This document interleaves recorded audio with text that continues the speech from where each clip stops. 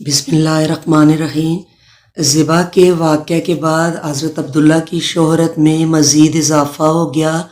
مکہ مکرمہ کی بہت سی نوجوان خوبصورت لڑکیوں عورتوں نے آپ کے حسن و جمال سے متاثر ہو کر آپ کو ورغلانے کی بھرپور کوشش کی، حتیٰ کہ بعض نے بڑی دولت کی بھی پیشکش کی۔ ان میں سے چند بہت مشہور ہیں۔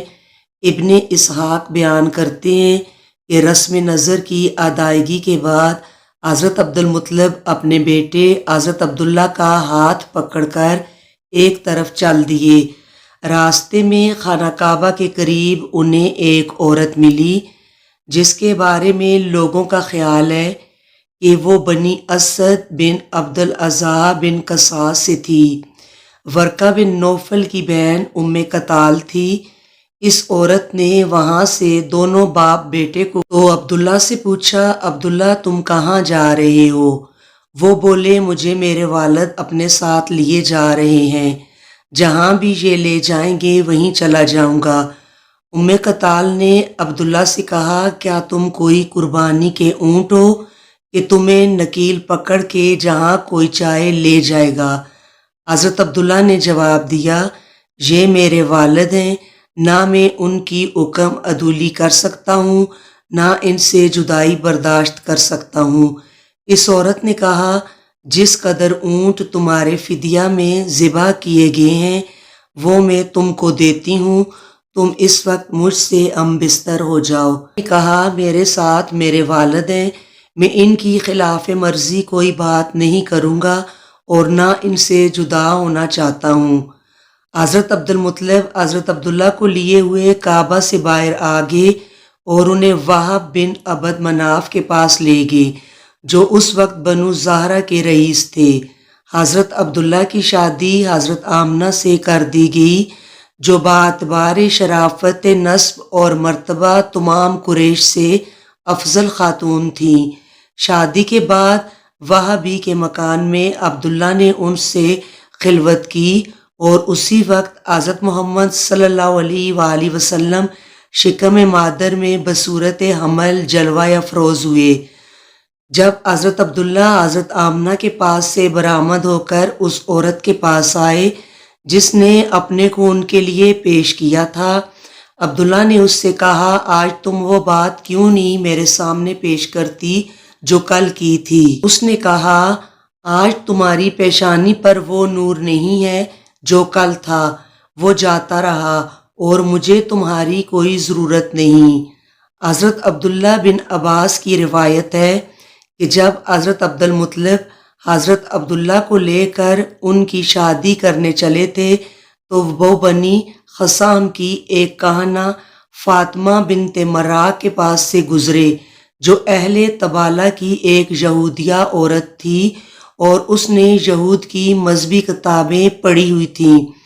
اس نے حضرت عبداللہ کے چہرے پر ایک خاص نور کو دیکھا اور اس سے کہا، اے نوجوان، اگر تو اسی وقت مجھ سے مباشرت کرتا ہے تو میں تجھے 100 اونٹ دیتی ہوں۔ حضرت عبداللہ نے کہا، حرام ہو نہیں سکتا، اس سے موت اولیٰ ہے اور حلال کی یہ شکل نہیں، لہٰذا جو تم چاہتی ہو وہ بات کیسے ہو؟ اس کے بعد انہوں نے یہ کہا کہ میں اس وقت اپنے والد اور کسی طرح ان کا ساتھ نہیں چھوڑ سکتا۔ عبد المطلب ان کو اپنے ساتھ لیے ہوئے چلے گئے اور انہوں نے حضرت آمنہ بنت وہب سے حضرت عبداللہ کی شادی کر دی۔ 3 دن حضرت عبداللہ حضرت آمنہ کے پاس رہے، پھر پلٹے اور اب پھر اس خثیمیہ عورت کے پاس جس نے مباشرت کی خواہش کی تھی آئے اور کہا، اب بھی اس بات کے لیے آمادہ ہو؟ اس نے کہا، اے شریف، میں بدکار نہیں ہوں، میں نے تمہارے چہرے میں ایک نور دیکھا تھا، میری مرضی کہ وہ نور مجھ میں آ جائے، مگر اللہ کو یہ بات منظور نہ تھی کہ یہ سعادت مجھے نصیب ہو۔ اس نے جہاں مناسب سمجھا اسے ودیعت کر دیا۔ یہ بتاؤ یہاں سے جا کر تم نے کیا کیا؟ حضرت عبداللہ نے کہا، میرے والد نے میری شادی آمنہ بنت وہب سے کر دی اور میں 3 دن ان کے ساتھ مقیم رہا۔ حضرت عبداللہ کے حسن و جمال اور ان کی پیشانی میں درخشاں نور کے چرچے عرب دنیا کے کئی مقامات پر پھیلے۔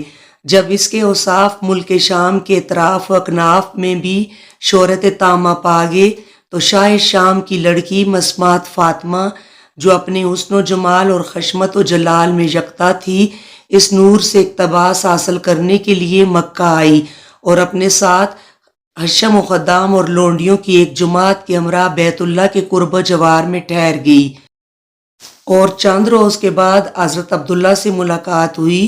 اس وقت تک آپ کی شادی حضرت آمنہ سے ہو چکی تھی، لیکن وہ نور نبوت ابھی رحم حضرت آمنہ میں منتقل نہیں ہوا تھا۔ اس عورت نے حضرت عبداللہ کی پیشانی میں نور مصطفیٰ کا مشاہدہ کیا تو اس کے عشق سے مجبور ہو کر اپنے چہرے سے پردہ اٹھا کر حضرت عبداللہ سے نکاح کی استدعا کی۔ حضرت عبداللہ نے جب اس کا حسن و جمال دیکھا تو اس کی گزارش قبول کر لی، لیکن ساتھ یہ کہہ دیا کہ یہ کام میرے والد حضرت عبد المطلب کے مشورہ کے بغیر نہیں ہو سکتا۔ فاطمہ نے بھی اس بات کو پسند کیا۔ جب حضرت عبداللہ رات کو گھر گئے، اسی رات وہ نور حضرت عبداللہ سے حضرت آمنہ کے رحم میں منتقل ہوا اور وہ نور حضرت عبداللہ کی پیشانی سے غائب ہو گیا۔ صبح ہوئی تو حضرت عبداللہ نے فاطمہ شامیہ کا قصہ اپنے والد ماجد حضرت عبد المطلب سے بیان کیا۔ عبد المطلب نے رضامندی ظاہر کر دی۔ حضرت عبداللہ فاطمہ کے پاس آئے اور اپنے والد کی رضامندی کی اطلاع دی۔ فاطمہ کو وہ نور ان کی پیشانی میں نظر نہ آیا تو دل سے درد بھری آہ نکلی۔ پھر کہا، اے عبداللہ، وہ نور جو تمہاری پیشانی میں مجھے محسوس ہوتا تھا، اس کا اقتباس کسی اور نے کر لیا ہے۔ وہ گوہر جو تیرے وجود کے صدف میں نے دیکھا تھا، کوئی اور اڑا لے گیا ہے۔ چلیے، اب آپ سے مجھے کوئی فائدہ حاصل نہیں ہو سکتا۔ میری خواہش کا ستارہ ڈوب گیا ہے اور میری آرزو کی چنگاری بجھ گئی ہے۔ یہ کہہ کر وہ بے نیل مراد اپنے وطن مالوف کو واپس چلی گئی۔ جزاک اللہ۔